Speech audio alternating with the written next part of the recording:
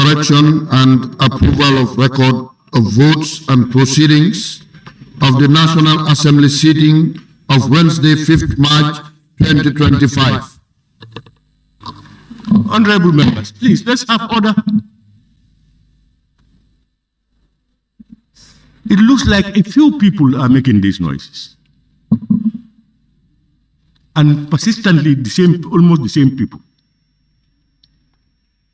I will not hesitate to shout your constituency and your name.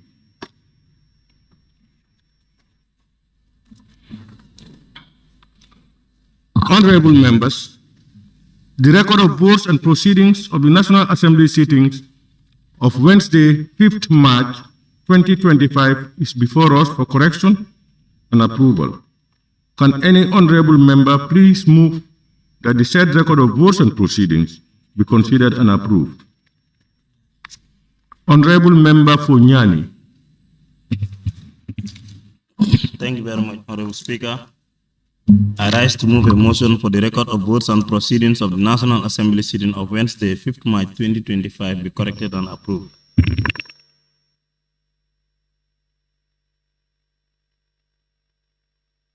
Any seconder, honorable members?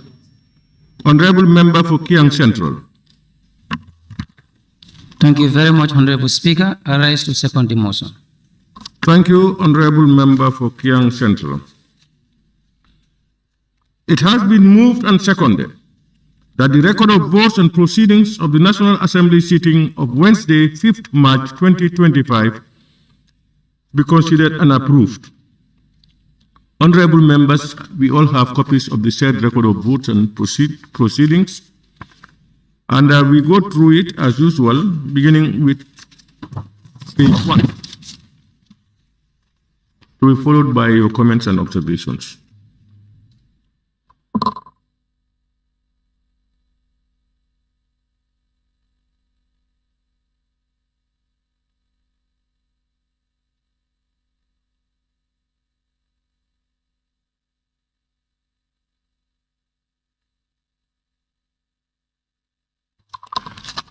Honorable members, we now move to page 2.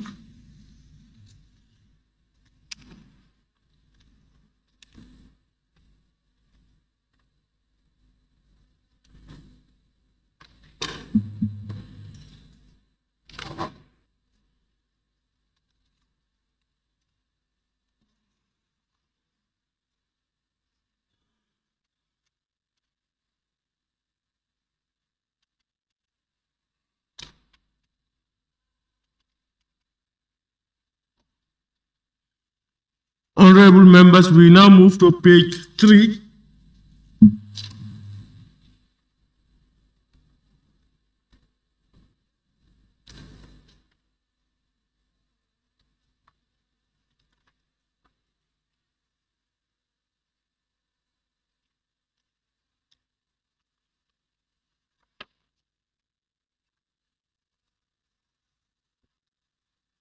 Okay, honorable members, we move to page 4.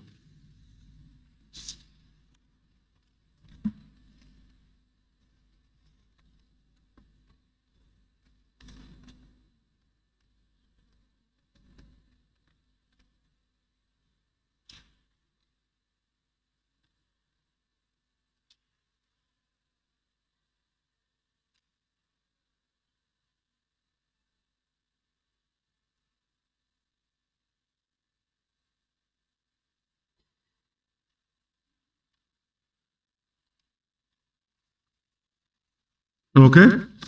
Honorable members, we now move to page 5.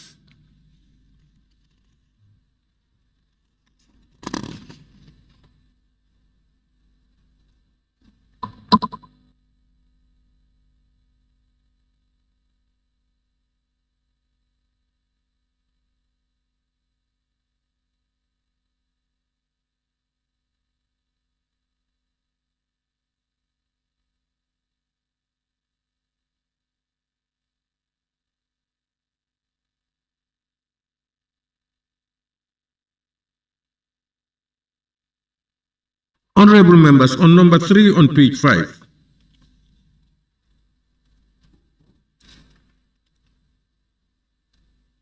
the following questions and a number of supplementary questions. The S is in brackets. Why?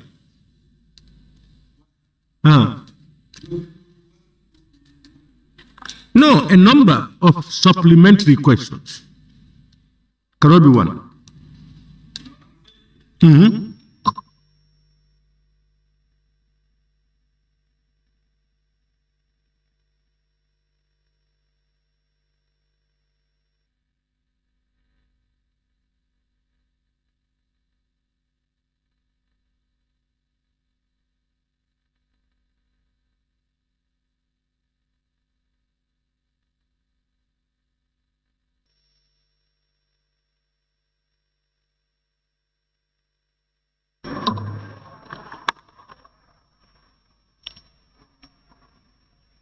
We now move to page 6.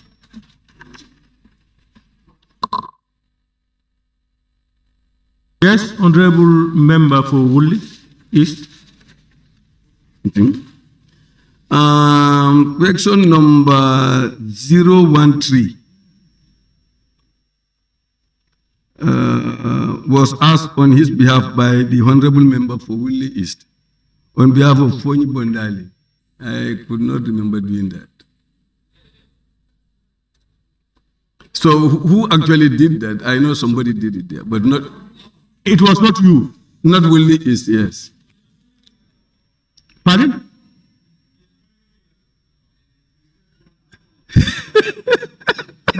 No, all right, honorable members, who asked the question on his behalf? Huh? No. He was here. He's the one who did it.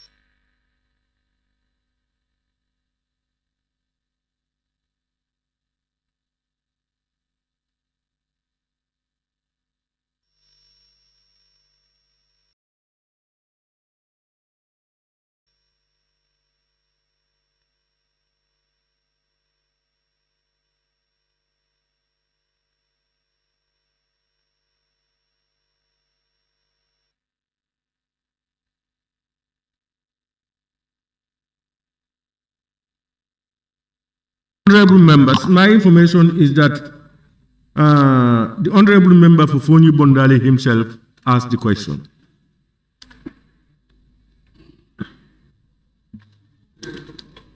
Pardon? All the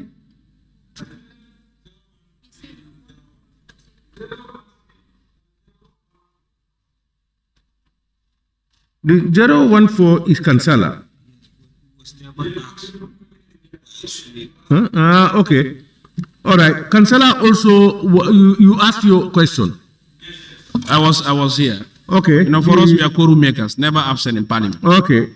So 013, question number 013 was asked by the honorable member for Bondali. And then 014 was also asked by the honorable member for Fonyi Kansala. The table office will do the relevant corrections.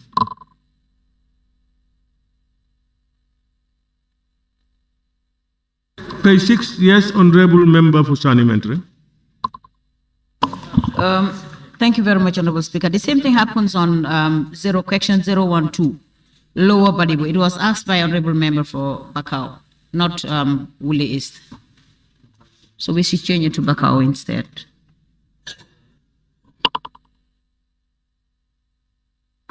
I don't know I don't know whether this time you people are so much in love with Woodley East. Question number 012, Lower Badibu question was asked by Bakau, by the honorable member for Bakau.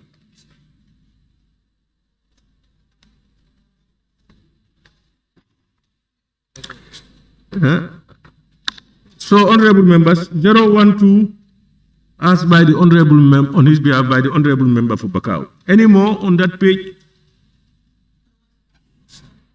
Lower? Honorable member for Lower Side. Honorable Speaker, questions number 059, no, page 5. Sorry, this is page 5.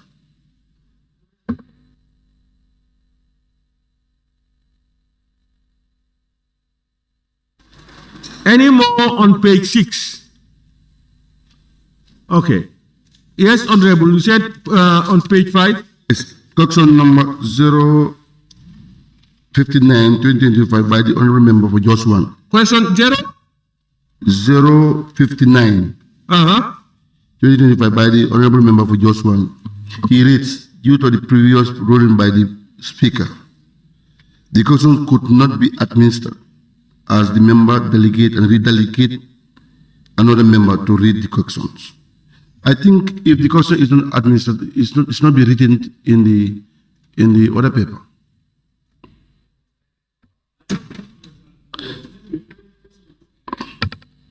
By the honorable speaker, the question could not be administered as the member delegated, redelegated another member to read the questions. Yeah, and what is your comment? Your honorable member for Lower Salu. I think if a question is not administered, it should not be written. So put down what the transactions of the day.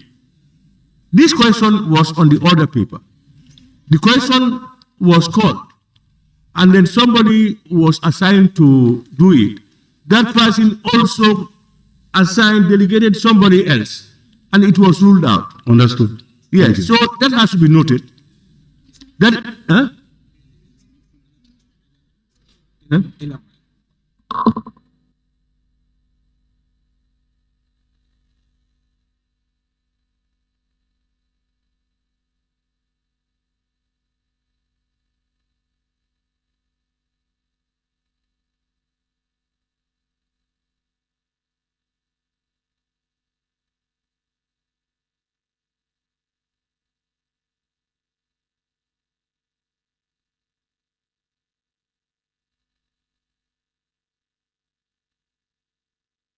yeah, okay. Now we go to page 7.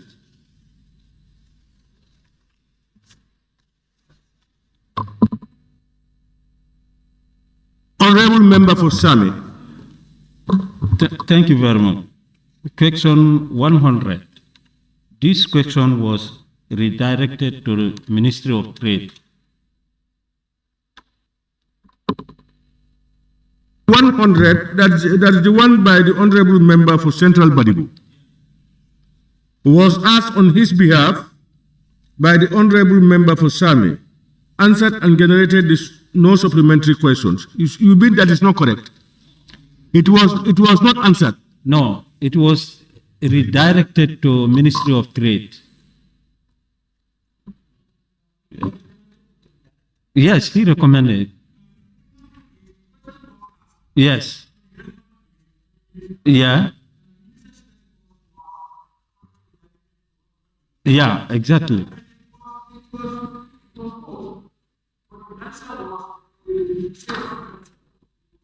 To the relevant district. Ministry, yes. Yes. Ministry of Trade. Have you got him? Yeah, where you have answered and generated no supplementary question. It's not correct. Okay, they will do the correction. Honorable member for Sani Mentere. Yeah, Honorable Speaker, almost the same thing applies to question 084. My question was directed to the Minister of Environment, and here it indicates that it is on page 7. Sorry, on page 8 instead.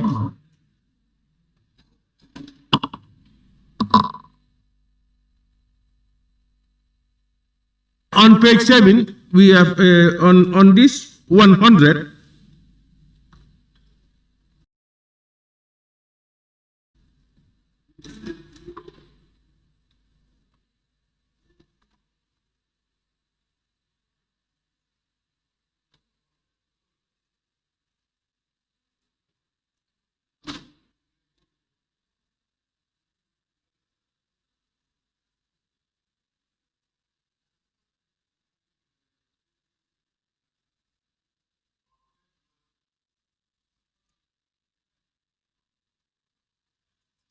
No more on page 7. We now move to page 8. Yes, on supplementary. Yes, thank you, Honorable Speaker. As I said, on question 084, which was raised by Sani Mentoring, and the question was referred to Ministry of the Environment, but here it indicates that the question was answered and generated 4 supplementary questions. So we need to change it. Thank you.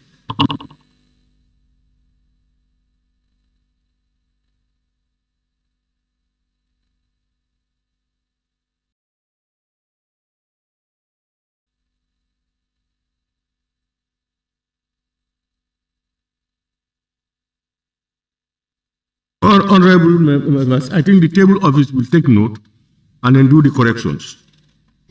Any more on page 8?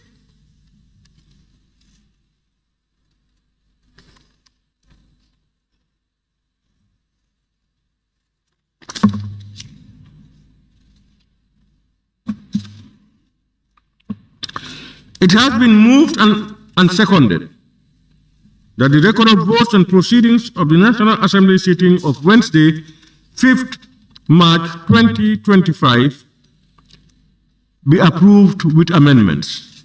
Those in favor, please say aye. Those not in favor, please say no. The ayes have it. Clerk, may we proceed? Thank you. Laying of papers and reports. Report of the Standing Committee on Human Rights and Constitutional Matters on the Interpretation Amendment Bill 2024 by the Honorable Chairperson of the committee. Thank you very much. May I now invite the Honorable Chairperson of the Committee on Human Rights and Constitutional Matters to table his report. Thank you very much, Honorable Speaker. Honorable Speaker, the Committee on Human Rights and Constitutional Matters expresses its appreciation to the offices of the Speaker and Clerk of the National Assembly for providing the necessary support and logistics which enable the committee to carry out exhaustive consultations with all relevant stakeholders as far as the bill submitted to the committee is concerned. The committee is also impressed by the diligence of all stakeholders invited and the subject matter specialists who demonstrated professionalism in their presentations and recommendations on the bill in both content and form. Honorable Speaker, I go to introduction. Honorable Speaker, I rise to table before this August Assembly the report of the Standing Committee on Human Rights and Constitutional Matters on the Interpretation Amendment Bill 2023 for consideration and adoption of the Assembly.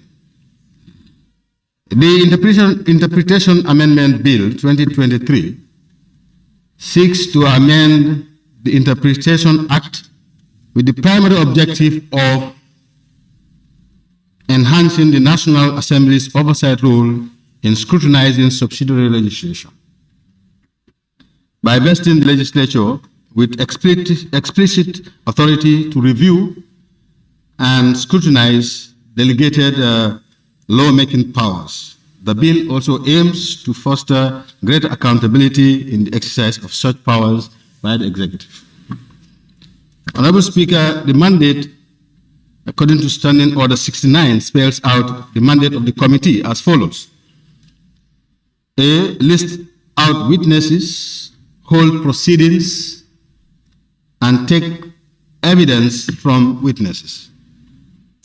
B, record the opinion of committees on each clause and schedule on the bill and identify any amendments recommended. C, present amendments in order in which they stand in the bill. And they present a report incorporating the summary of the evidence from witnesses and the opinion of committee on the clauses and attach relevant records of minutes of the proceedings of the committee. Honorable Speaker, the methodology during the review of this bill, the committee comprehensively adopted substantial methods such as 1. Consultation with stakeholders to seek their valuable opinions, and 2. To review of the document position papers presented by the invited stakeholders, convene validation meeting where the honorable members and the support staff of the committee sat to review the various submissions and further scrutinize the clauses and prepare a validated report. Honorable Speaker, the committee relied on testimonies of witnesses to review the bill, clause by clause, and taking due notice of any input aimed at adding value to the content of the bill. Cross-references were also made to ensure that the content of the bill was brought in conformity with the 1997 Constitution of the Republic of the Gambia and other laws of the country. Under scrutiny, consideration, findings, and recommendations, Honorable Speaker, 1. On the object and reason of the bill, the opinion of the committee on the object and reason. It is proposed that the objects and reasons as presented by the mover during the second reading be adopted to stand as part of the bill in the consideration stage. The short title. The committee proposed that this section not to stand as part of the bill as proposed. The amendment of clause 11A. The committee proposed that this section does not stand part of the bill as proposed with the following justifications. 1. The proposed changes could undermine the principles of delegated authority as the Assembly already in the primary legislation delegates specific regulatory powers to ministers. Further, this delegation is based on the understanding that ministers often advised by experts, civil servants are better positioned to address the complex and technical matters. And these regulations typically entail, if the Assembly bypasses the minister's authority to regulate, it undermines the primary legislation intent, creating a confusion around the separation of powers and potentially setting a precedent that weakens established legal frameworks. Honorable Speaker, the proposed changes would put a strain on the Assembly, and this could potentially lead to delays in legislative functions due to lack of specialized expertise which the ministers and their departments have on the implementation and regulation of the primary legislation. 3. The accountability issue may arise if the National Assembly assumes the regulatory roles intended for ministers. Number 4, the amendments could lead to constitutional challenges as it may violate judicial review. Honorable Speaker, number 5, the amendment of this clause will deter ministers from responding quickly to emerging issues. Therefore, subjecting these issues to parliamentary procedures could defeat the purpose. Honorable Speaker, the committee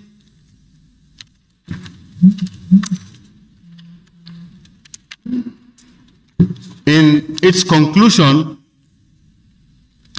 recommends maintaining the current structure where subsidiary legislation is regulated by the executive with judicial review and as and when necessary.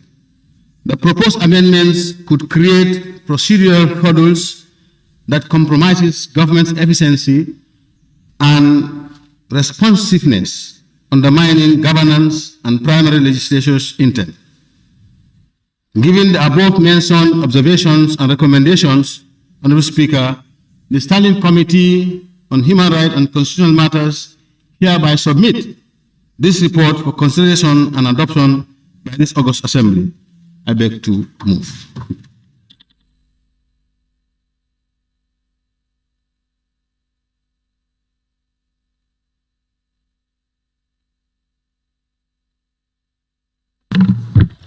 Sorry, Honorable Speaker, the appendix I did not go through, and I think it is of importance to list them or to go through it. The list of honorable members are my humble self as chair, Honorable C.D.S.K. Njai as vice chairperson, Honorable Fatima Njai as member, Honorable Swaibu Ture, member, Honorable Yaya Sanyang, member, Honorable Ablai Sise, member, Honorable Mohamed Kante, member, Honorable Bakar K. Baji, member, and Honorable Biram J. S. Sow, member. And subject matter specialist is Mrs. Hadi Dande, judge. Support staff to the committee were Marabi S. Hydra, Director of Committees, Ms. Aissatou Sonko, Committee Clerk, Mr. Momodu A. M. Ba, Senior Committee Clerk, Mrs. Mary T. Mendy, Research Officer, and the list of witnesses are Justice Ibrahim Jaite of General Legal Counsel, Omar D. Sambu, Secretary General Legal Counsel, Fatu El Njai, Senior Legislative Drafter, Ministry of Justice. And then there is a summary of legal counsel's positions on the interpretation amendment bill, and with another summary from the Minister of Justice is also position paper. Then we had identified problems, which identify problems and then proposal provided with, on these position papers. With that, I beg to move.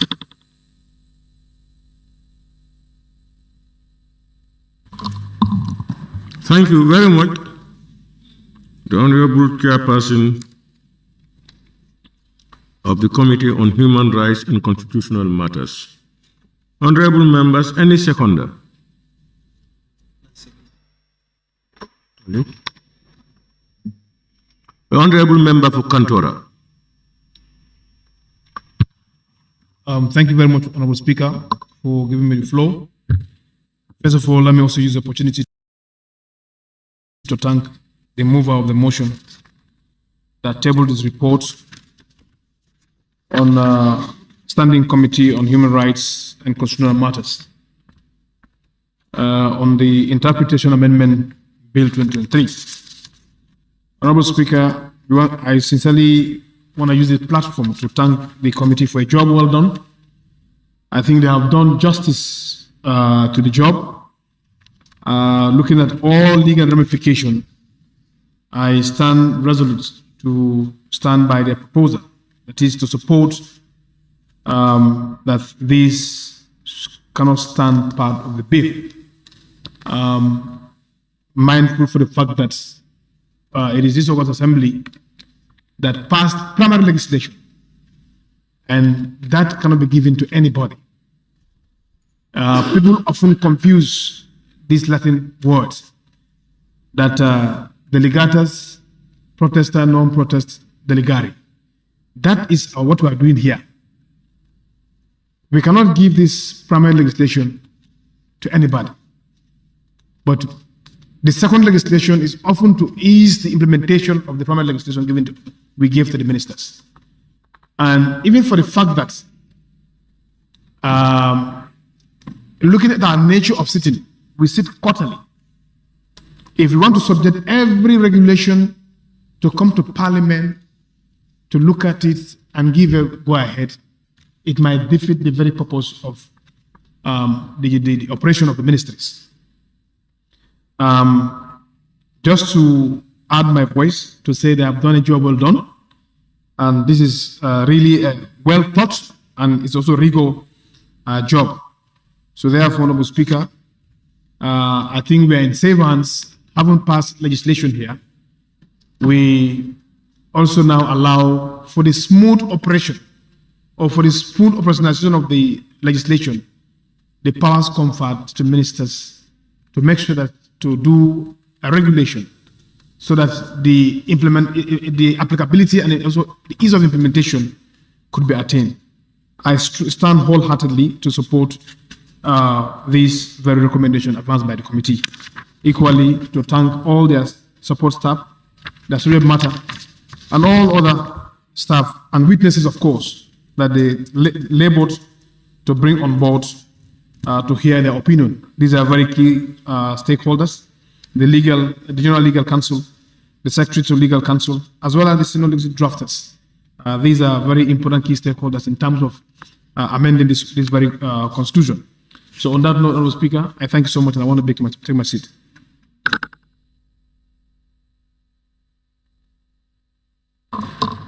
Thank you very much, Honorable Majority Leader and Member for Kantora. I now put the question. It has been moved and seconded that this Honorable Assembly do consider the report of the Standing Committee on Human Rights and Constitutional Matters on the Interpretation Amendment Bill 2024. Those in favor, please say aye. Those not in favor, please say no. The ayes have it. Any honorable member who wishes to take part may now do so by raising your tax. Is it a list? Yes. Honorable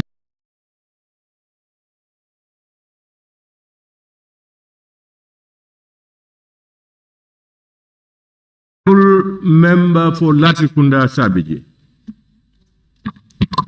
Thank you very much, Honorable Speaker, for giving me the floor. I thank the members of Human Rights and Constitutional Matter for presenting us this report.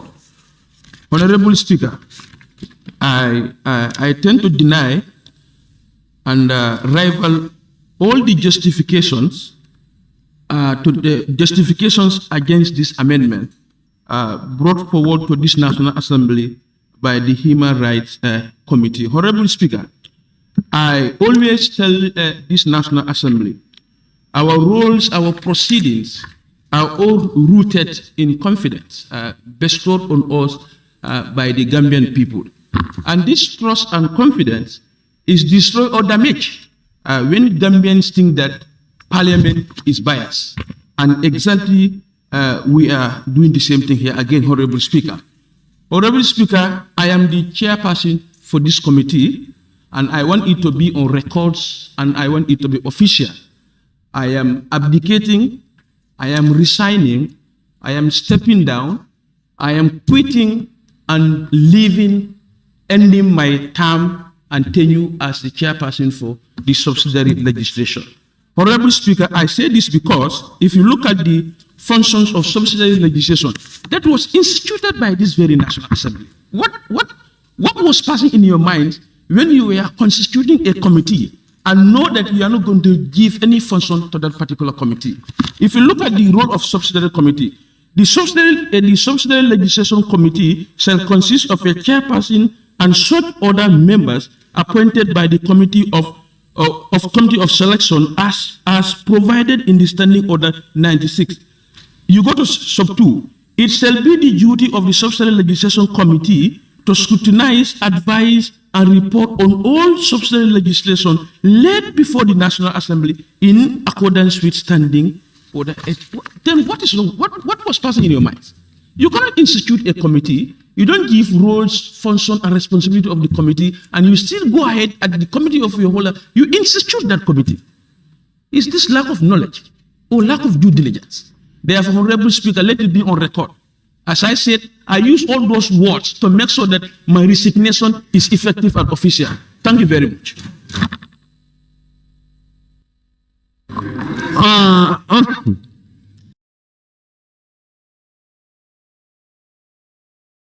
Honorable member, well, I think you want to preempt everything. The report of the Human Rights Committee is yet to be approved by the plenary. No, what I'm saying is yet to be approved. I think before you resign or do any other thing, you wait until the assembly determines the outcome. Your committee brought in your report. It was directed to the human rights. The human rights, they are now tabling their report, yet to be adopted. It is just being debated. And I think you are a member of the Human Rights Committee itself. Pardon? I was not part of their consultation. I recused myself at one point.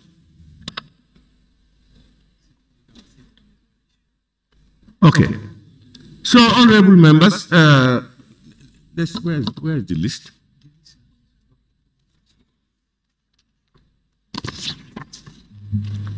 Honorable member for Fonyi Kansala. Thank you very much, Honorable Speaker, and I thank the members for this report. Those are the human rights and constitutional matters. Honorable Speaker, looking at this report, it has highlighted salient points that talks about capacitizing the issues of regulations, and I believe it will not work further without those elements. One, if you look at the National Assembly and its functions and rules, looking at the scrutinization of some of these regulations, it needs resource base. Now, when the resources are not available, it becomes a burden. And looking at the experts in what we are to do in oversight functions and also taking the lead role in accountability, when and how soon do we work on some of those effects? I believe that we have a long way to go. It's a good proposal that could make dividends. But looking at the current status quo, I think the way it is will be a challenge. And I suggest, looking at the report of this Human Rights Committee and also the appendix that they have also got from satellite institutions, will be of justification. And finally, to the chair of subsidiary, I believe you could also be of patience a little bit.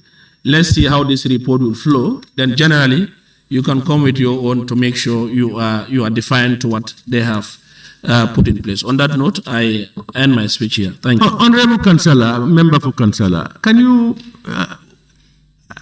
where do you fall in? Now, for me, where I fall, I'm saying resource base is not enormous for us, for Parliament to take some of these issues. And secondly, also, the expertise in which we will be able to at least anchor to move this is also not there in Parliament.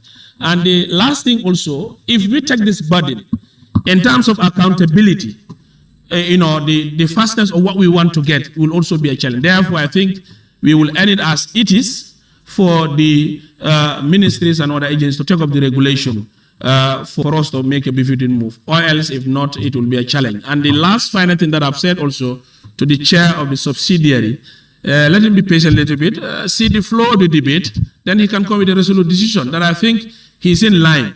And it is his own to make a decision that suits him so far his tenure of this period is concerned. Thank you very much. Thank you very much. It's very clear.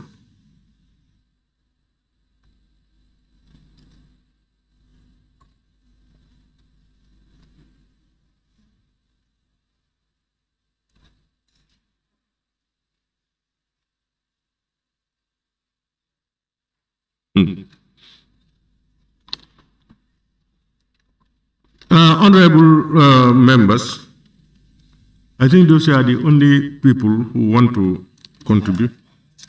Who? Who? Huh? I did not ask what? You said I did not ask what?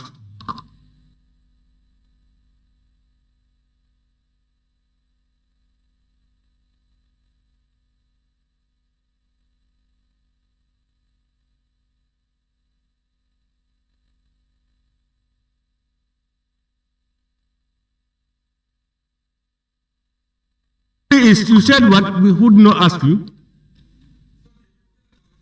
No, if you said it, we should clear it. We cannot forget it. You either deny saying it or we clear it out. Ah, my friend, only is you can say that. No. Only is you, when you want to talk, when you want to take the floor, you raise your tax there. You don't even wait for me. No. Honorable nominated member Keba Lang Fofana.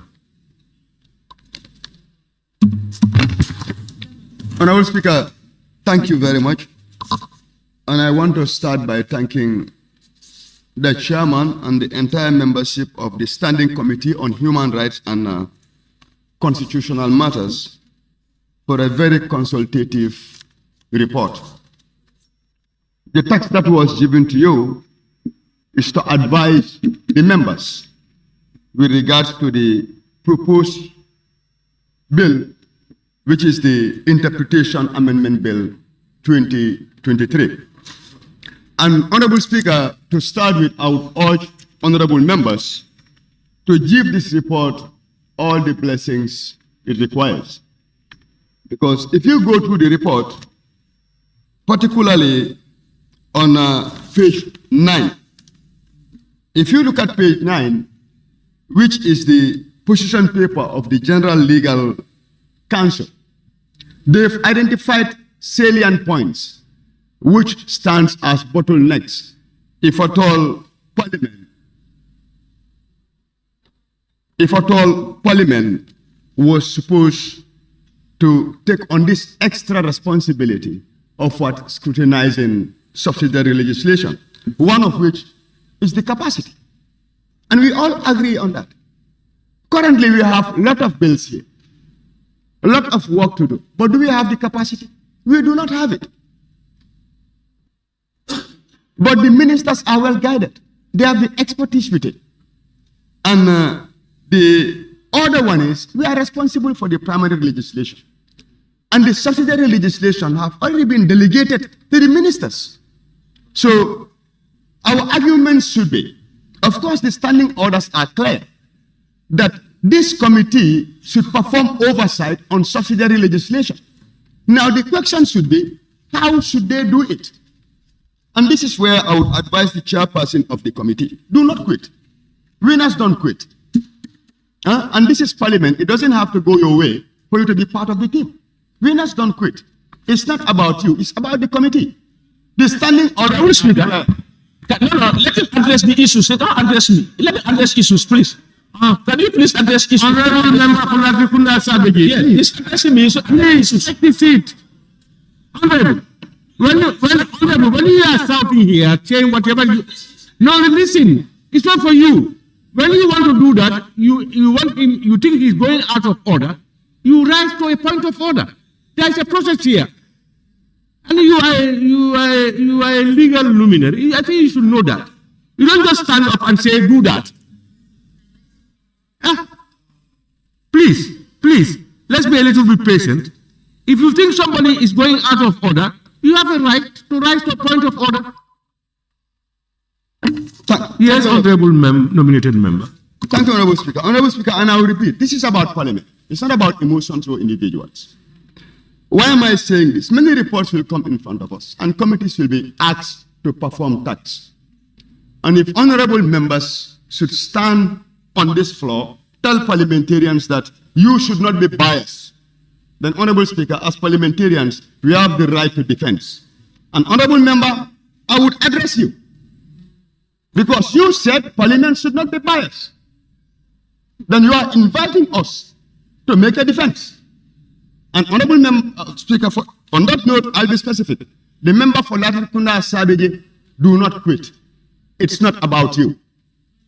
And as a defense line for parliamentarians, we are not being biased. We are telling you, lead your committee to a fine path and outline how to scrutinize subsidiary legislation. On that note, Honorable Speaker, I submit.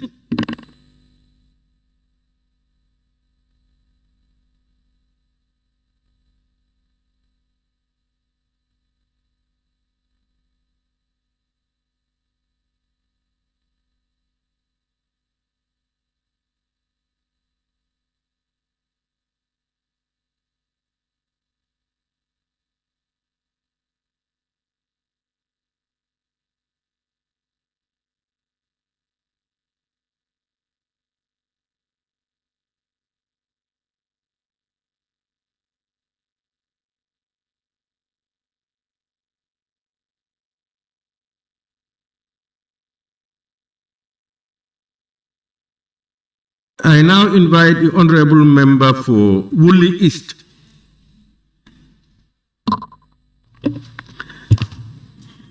Thank you very much, Honorable Speaker. Honorable Speaker, I have very little to say on this. I'm part of it. But based on what I have heard so far, I want to say that it was in good faith that the standing orders included subsidiary legislation. We thought it was going to be good that we have a subsidiary legislation committee that will look after all the bills that we've passed here so that they can come up with regulation. But, Honorable Speaker, even during the fifth assembly, during practice, we've come to detect that it is almost impractical for the way it is put in the standing orders. Because the way it is put in the standing orders, if you look at it, it's even more rigorous than when we are making an ordinary bill. It takes time. And as the witnesses told us, it has a lot of implications, a lot of technicalities as well. Let me just give you some examples. You see that it is saying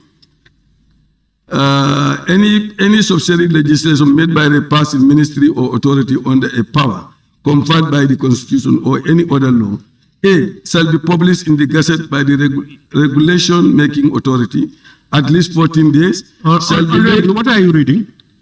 I'm reading the standing orders, where the subsidiary legislation. Yeah, where on the standing orders? Make references so that member can follow. Subsidiary legislation, Sect 80, Clause 80. So if you go through Clause 80, all throughout, you see that it is going through all the stages like all ordinary bills, and even going beyond sometimes, because it has certain things that we have to look into for all that. And it will take a very long time, and like we said in the report, it will require a lot of expertise. So if you make a bill and it goes to the ministry or to the president to assent to it, after that it goes to the particular ministry or department to implement it. It takes time for them to implement. So if they are working on the legislation, the subsidiary legislation also, you want to bring that also here for it to come to Parliament, 30 days, etc., etc. It will take a very long time, Honorable Speaker, before any ministry will implement any law that we are making here.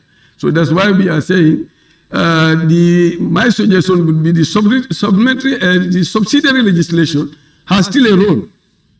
All the laws that we make, they have a way of looking at it after it is done. If they are not satisfied with any provision, they can inform the ministry that this and this and this we have issue, and they work on it. That is easier than bring it here and then we go through the law as if we are making a brand new law. So I urge all members, please, to look at these things so that we allow reason to prevail to ensure that we don't overburden ourselves here in doing things that we are not experts in. On that note, Honorable, I thank you. Honorable member for Woolly East, you were saying that they can look into subsidiary legislation done where? here? Hey, you know when the ministries do their regulations, if they look at the regulation and they are not satisfied with certain things there, they call the ministry and they work it out. That's their role. We all have our role to call the ministries to come here when we are not satisfied with anything that they are doing. So they too can do the same thing. Post legislation also is there. We said post legislation scrutiny. You know, if there is a law and then you feel that there is a regulation based on that law and you are not satisfied with that, you can call the minister and whatever, work it out and ensure that you have the right. You are dealing with, the name is Subsidiary Legislation Committee. It does not deal with the primary legislation. Yes, but you are now saying, if I understand you, is that they can still continue to look at the subsidiary legislation for ministries. And then if they have any concerns, as usual, they can consult the relevant institutions and then try to see how they can map it out. But now you quoted Section 80 of the standing orders, which has a process. It follows a process. How do you reconcile the two? Is therefore not, if we pass this, would there not be need for the standing committee on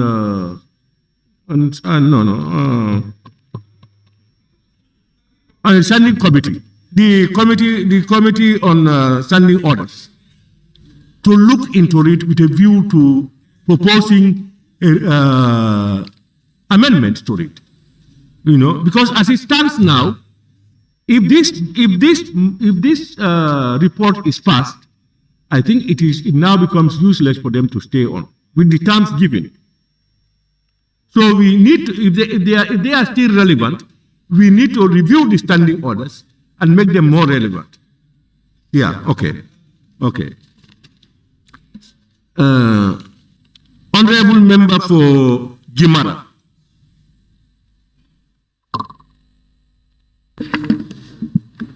Thank you so much, Honorable Speaker.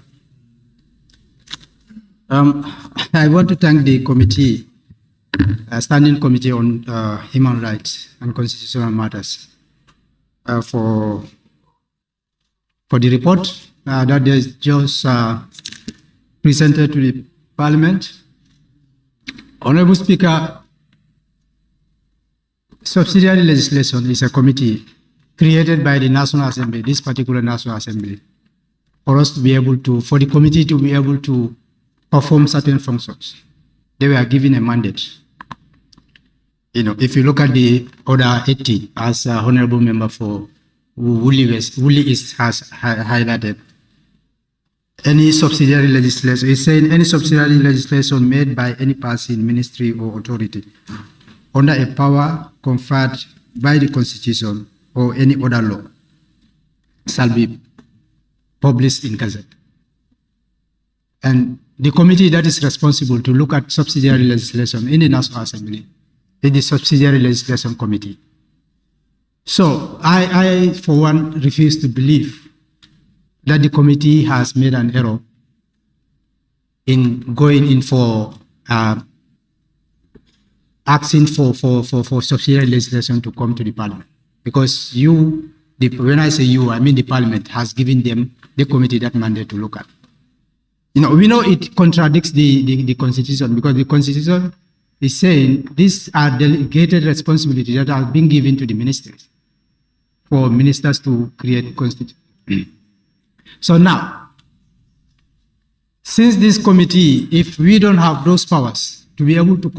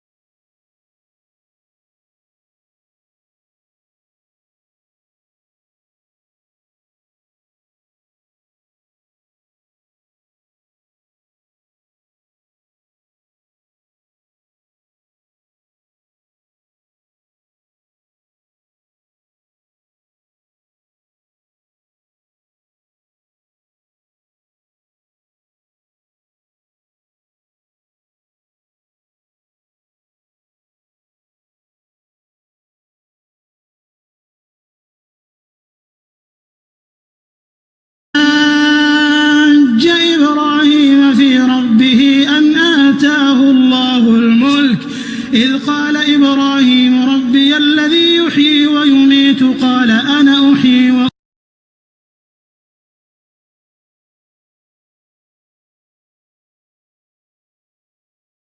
وأميت قال إبراهيم فإن الله يأتي بالشمس من المشرق فأت بها من المغرب فبهت الذي كفر والله لا يهدي القوم الظالمين أو كالذي مر على قرية وهي خاوية على عروشها قال أنى يحيي هذه الله بعد موتها فأماته الله 100 عام